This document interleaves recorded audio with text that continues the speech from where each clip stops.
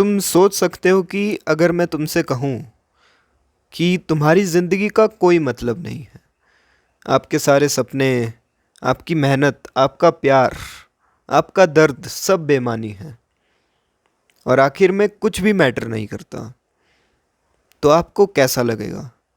शायद गुस्सा आए, या डर लगे, या शायद आप सोचें कि ये क्या बकवास है। लेकिन दुनिया में कुछ बड़े थिंकर्स ने यही बात इतनी गहराई से सोची कि इसने एक पूरी फिलॉसफी का रूप ले लिया, जिसे हम कहते हैं नाहिलिज्म। ये एक ऐसी सोच है जो आज के दौर में तेज़ी से फैल रही है, खासकर यंग जनरेशन में। सोशल मीडिया पर हज़ारों लोग खुद को नाहिलिस्ट बताते हैं, नथिंग मैटर्स वाली मीम्स शेयर करते हैं और एक अजीब सी कूलनेस के साथ इस एम्प्टी फीलिंग को अपनी पहचान बना लेते हैं। लेकिन जो चीज़ शुरू से एक डीप इंटेलेक्चुअल सोच लगती है, वही आगे चलकर एक डार्क गड्ढा बन जाती है, जिससे निकलना बहुत मुश्किल हो जाता है। आज हम इसी नाहिलिज्म की पूरी फिलॉसफी को समझेंगे, इसकी जड़ों से लेकर इसके सबसे बड़े प्रोपागेटर्स तक, और आखिरी में बात करेंगे कि क्यों ये सोच एक ट्रैप है जो आपको अंदर से खोखला कर रही है। सबसे पहले बात करते हैं नाहिलिज्म क्या है। ये शब्द लैटिन का एक शब्द है जो नाहिल शब्द से आया है, जिसका अर्थ होता है नथिंग। नाहिलिज्म का सीधा मतलब है ये मानना कि जीवन का कोई इनहेरेंट मीनिंग नहीं है, कोई पर्पस नहीं है, कोई यूनिवर्सल मोरल वैल्यूज़ नहीं है, और असल में सब कुछ, चाहे वो आपकी सक्सेस हो या फेलियर, आपका जन्म हो या मौत, अंत में कुछ मायने नहीं रखता। ये कोई नया कॉन्सेप्ट नहीं है, इसकी जड़ें बहुत पुरानी हैं। भारत में भी चारवाक जैसी विचारधाराएं थी जो कहती थी कि सिर्फ यही जीवन असली है, इसके बाद कुछ नहीं है। लेकिन जिस थिंकर ने नाहिलिज्म को दुनिया भर में फेमस किया, वो थे जर्मन फिलोसोफर फ्रीडरिक नीचा।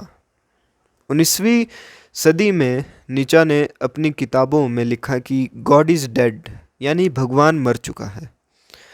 इसका मतलब ये नहीं है कि भगवान को लिटरली मार दिया, बल्कि उनका कहना था कि सोसाइटी में साइंस और लॉजिक इतने आगे, इतने ऊपर के लेवल के हो चुके हैं कि अब पुराने रिलीजियस वैल्यूज़ और बिलीव्स अपना असर खो चुके हैं। हर बात पे लोग लॉजिक मांगते हैं, और जब भगवान वाला आइडिया ख़त्म हो जाता है तो उसके साथ ही वो पूरा मोरल फ्रेमवर्क भी गिर जाता है, जिस पर इंसान की ज़िंदगी का मीनिंग टिका हुआ था। नीचा ने खुद इस स्थिति को एक खतरे की तरह देखा था। ये बहुत ज़रूरी बात है, क्योंकि आजकल लोग नीचा को नाहिलिज्म का पोस्टर बॉय बना देते हैं, जबकि असल में नीचा खुद नाहिलिज्म के अगेंस्ट थे।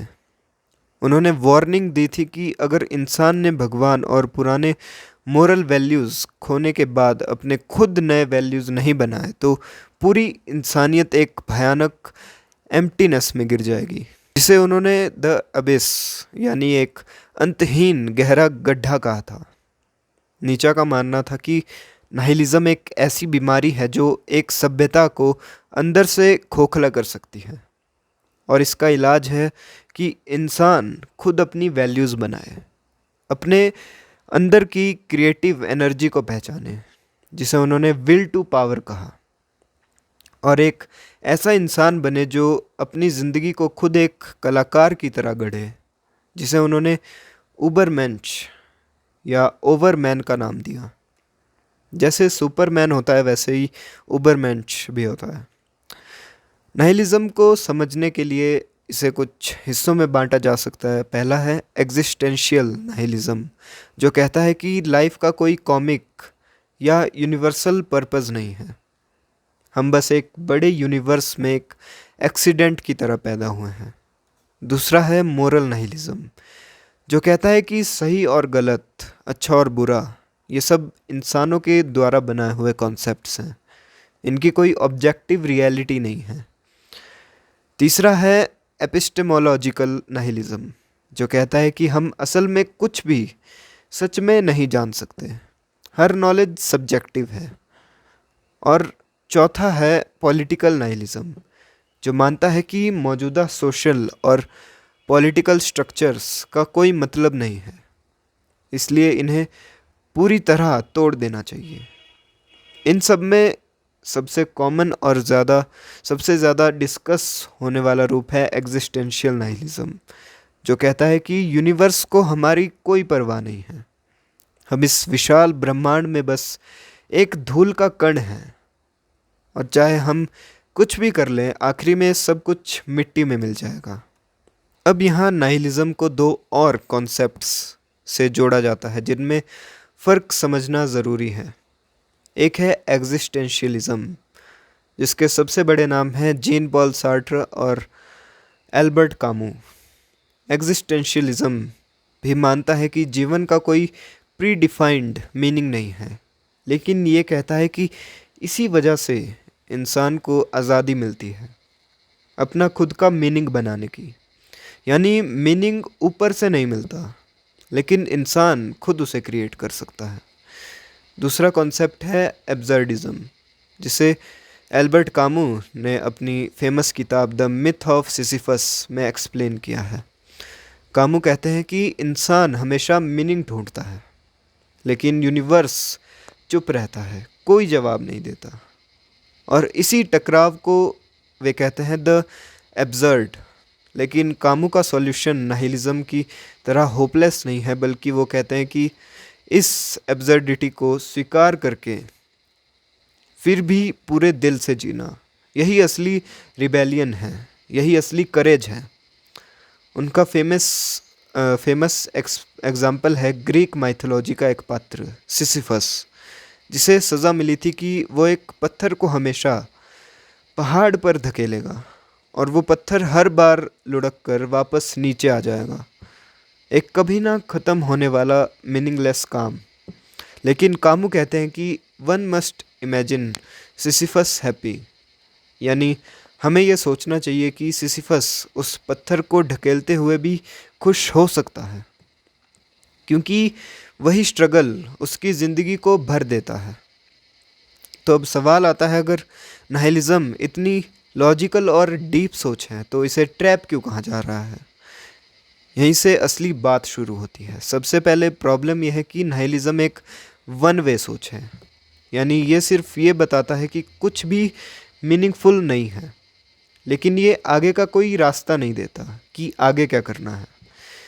जब कोई इंसान इस सोच में गहराई में उतरता है कि कुछ भी मैटर नहीं करता, तब उसे उसकी पहली मोटिवेशन ख़त्म हो जाती है कि मैं पढ़ाई क्यों करूं अगर आखिर में सब कुछ मायने नहीं रखता है। मैं रिश्ते क्यों बनाऊं अगर सब कुछ टेम्परेरी ही है, और अंत में मौत सबको बराबर कर देगी। तो मैं काम क्यों करूं अगर मेहनत का कोई अल्टीमेट पर्पज़ नहीं है, तो मैं क्यों काम करूं? ये सोच धीरे धीरे इंसान को पैसिव बना देती है। वो हर चीज़ में सिर्फ मीनिंगलेसनेस ढूंढने लगता है, और यही जगह है जहाँ नाहिलिज्म सीधे डिप्रेशन और एपैथी से जुड़ जाता है। साइकोलॉजिस्ट्स का कहना है कि नाहिलिस्टिक थिंकिंग अक्सर डिप्रेशन का एक सिम्टम भी है और एक कॉज भी बन सकती है।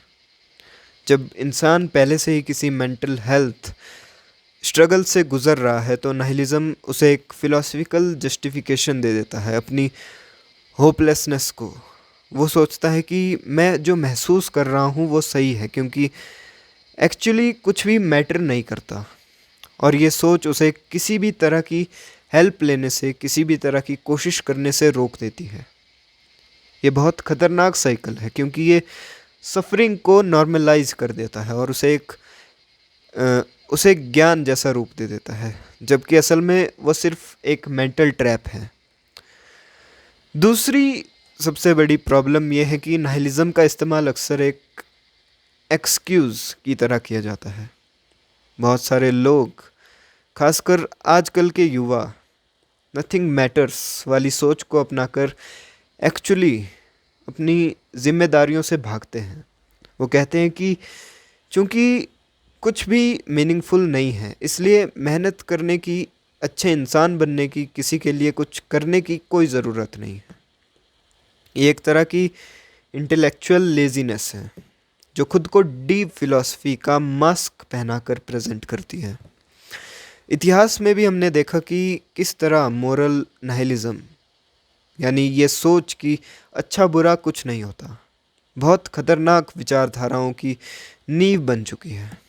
अब कोई इंसान या समाज ये मान लेता है कि कोई भी मोरल वैल्यू रियल नहीं है, फिर क्रूरता, हिंसा और अन्याय को जस्टिफाई करना बहुत आसान हो जाता है, क्योंकि आखिर सही और गलत तो असल में होता ही नहीं। तीसरी बात कि नाहिलिज्म अक्सर इंसान को एक झूठी फीलिंग और सुपीरियरिटी भी देता है। जब कोई कहता है मैं नाहिलिस्ट हूँ, मुझे पता है कि कुछ भी मैटर नहीं करता, तो एक मोमेंट के लिए उसे लगता है कि वो बाकी सबसे ज़्यादा इंटेलेक्चुअल है, समझदार है, कि उसने ज़िंदगी की असली सच्चाई जान ली है, जबकि बाकी लोग भोले भाले होकर मीनिंग ढूंढने में लगे हैं।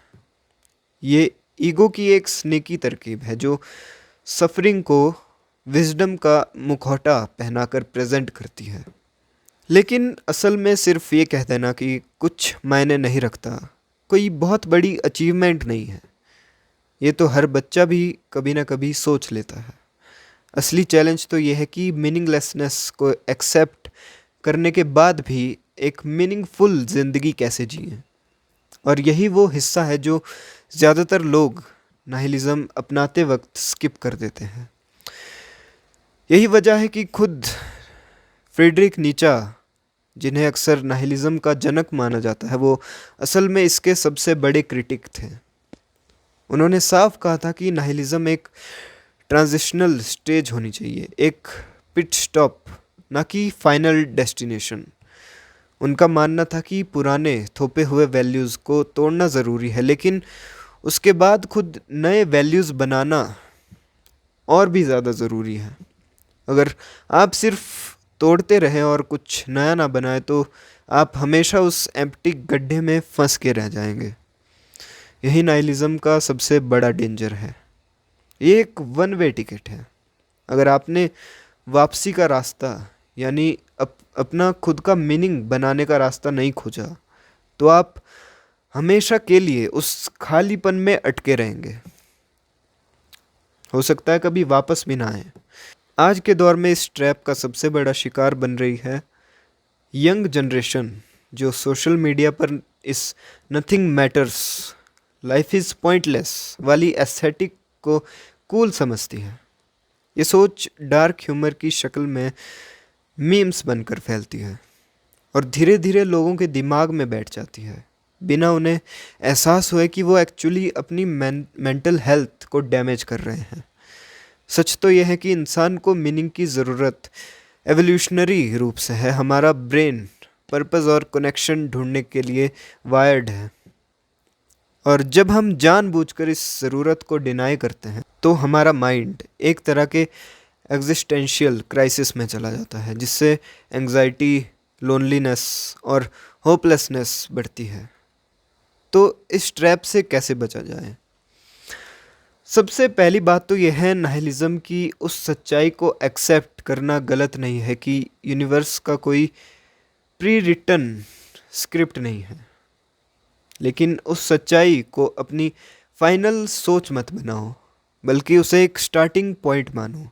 दूसरी बात यह है कि मीनिंग कहीं बाहर से नहीं मिलता है। यह आपके छोटे छोटे रिश्तों में, आपके काम में, आपकी क्रिएटिविटी में, आपकी मदद करने की भावना में खुद बनता है। तीसरी बात, अगर आपको लगातार एम्प्टी और होपलेस महसूस हो रहा है तो इसे सिर्फ एक फ़िलॉसफी मत समझिए, बल्कि ये एक साइन हो सकता है कि आपको किसी प्रोफेशनल से बात करने की ज़रूरत है, क्योंकि फ़िलॉसफी और मेंटल हेल्थ क्राइसिस के बीच फ़र्क समझना ज़रूरी है। और आखिरी बात यह है कि एल्बर्ट कामू की तरह उस एब्सर्डिटी को गले लगाइए। ये मानिए कि हाँ, यूनिवर्स शायद मेरे सवाल का जवाब नहीं देगा, लेकिन इसी में जीने का, प्यार करने का, कोशिश करने का फैसला लेना, यही सबसे बड़ी बगावत है, यही सबसे बड़ी ताकत है। नाइलिज्म की फ़िलॉसफ़ी जो सुनने में बहुत डीप और इंटेलेक्चुअल लगती है, और इसमें एक हद तक की सच्चाई भी है, लेकिन अगर इसे बिना समझे, बिना आगे का रास्ता खोजे अपना लिया जाए तो ये आपकी मोटिवेशन, आपके रिश्ते और आपकी पूरी मानसिक शांति को तबाह कर देगी। असली बुद्धिमानी इसमें नहीं है कि आप कह दें कि कुछ मायने नहीं रखता। मैं भी पहले यही करता था कि कुछ मायने नहीं रखता तो मैं ये काम क्यों करूं, मैं क्यों पढ़ूं, मैं क्यों ये चीज़ें करूं। तो असली बुद्धिमानी इसमें है कि आप इस खालीपन को देखने के बाद भी अपनी ज़िंदगी में खुद अपने हाथों से मीनिंग गढ़ें। वीडियो आपको पसंद आया हो तो इसे लाइक कर दीजिए, चैनल को सब्सक्राइब कर दीजिए और भी ऐसी फ़िलॉसफ़ी रिलेटेड वीडियोस के लिए। और पिछली बार हमने बुद्ध के बारे में बात की थी, कैसे उन्होंने एनलाइटनमेंट प्राप्त किया, तो उसे देखने के लिए यहाँ पे क्लिक करें। चलिए मिलते हैं फिर कभी, धन्यवाद।